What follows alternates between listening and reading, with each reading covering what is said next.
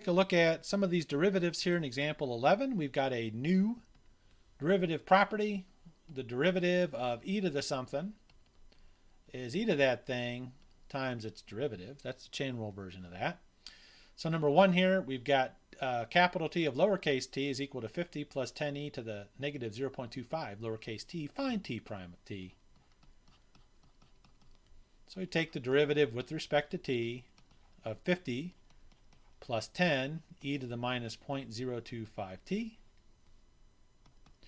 The derivative of 50 is 0, plus the derivative of 10 e to the minus 0.25t. The 10 being a constant multiple, it's going to go along for the ride. The derivative of e to the something is e to that thing times the derivative of that thing. The derivative of negative 0.25t is negative 0.25. So I'm going to have 10 times negative 0.25 e to the minus 0.25t. So if I, we could do whatever you like to do here, but it would be, what, a negative 10 over 4, negative 5.5. So, move the decimal, right? However you want to do it. Negative 2.5 e to the negative 0.25t.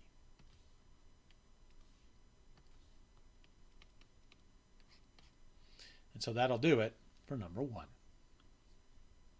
If p of t equals 5,000 divided by 1 plus 10 e to the negative 0.1t, find dp dt. Right? Now, dp dt, once again, that's just another way to ask for the derivative.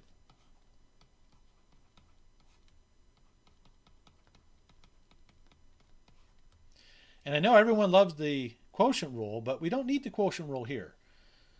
We've got a constant in the numerator, so I can rewrite this as a power, and I can use the chain rule instead, aka power rule. So I'm going to rewrite this as the derivative of 5,000 times the quantity 1 plus 10 e to the minus 0.1t, that quantity to the minus 1 power. And that's how we'll get this derivative. So I'm just going to write what we had there. We've got the constant 5,000 times the quantity 1 plus 10 e to the minus 0.1t to the minus 1.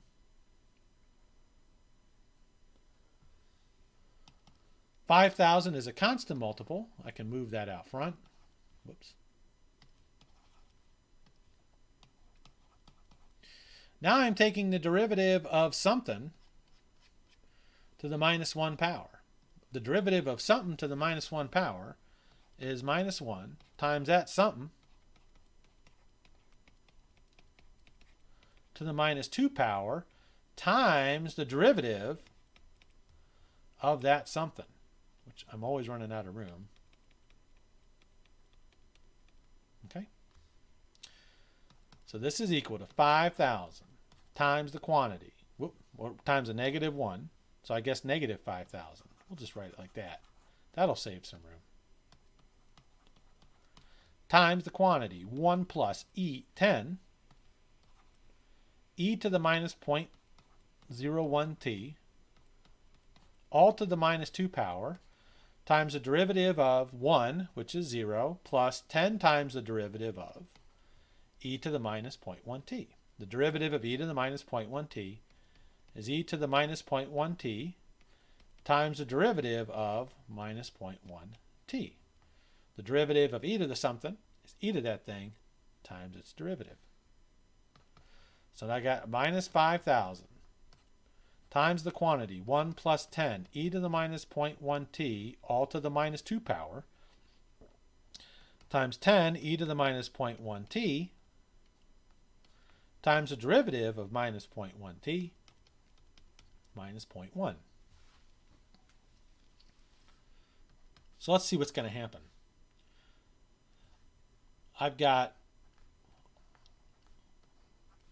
4 of these things multiplied together. Well, technically, I guess 5 because you got that in there. But I can float these up to the front. I can use the commutative property, get all the numbers together. So I can multiply the negative 0.1 times the 10. That'll get me a negative 1. And the negative 1 times the positive 5,000 will get me the, or negative 1 times negative 5,000 will give me positive 5,000.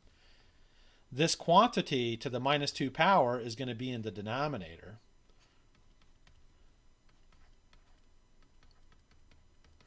As having a positive 2 power, and the numerator then is going to be 5,000 e to the minus 0.1t. So that'll do it for dp dt. They're giving us a function f of x, and we're asked to find the second derivative. And then we've got a little interesting question here. So let's take a look at this one. We've got f of x is e to the x plus e to the minus x divided by 2. And we're asked to take the second derivative of that. So once again, we can rewrite this. We're not going to need quotient rule here because 2 is a constant. I can rewrite this as 1/2 times e to the x plus e to the minus x. So when I go to take the derivative of this, I can factor out that constant 1/2 using the constant multiple property. So I've got 1/2 derivative e to the x plus e to the minus x. The derivative of e to the x is e to the x. The derivative of e to the minus x would be e to the minus x times the derivative of e to the minus x, courtesy of the chain rule. The derivative of minus x is the derivative of negative 1 times x. That's just going to be negative 1. So I'm going to have e to the x minus e to the minus x. That's the derivative there. But that's just the first derivative. The problem asked me for the second derivative.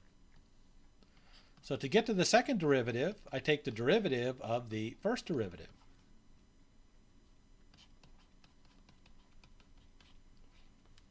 So once again, the 1/2 is a constant multiple. I can factor that out from the constant multiple rule.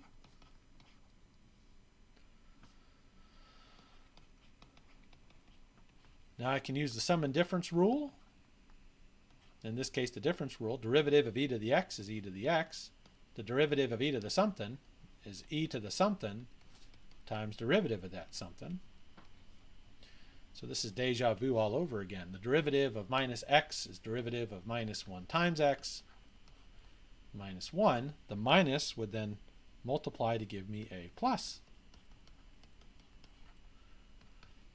And by golly, check it out. Does that look familiar? That's what we started with. So we've seen functions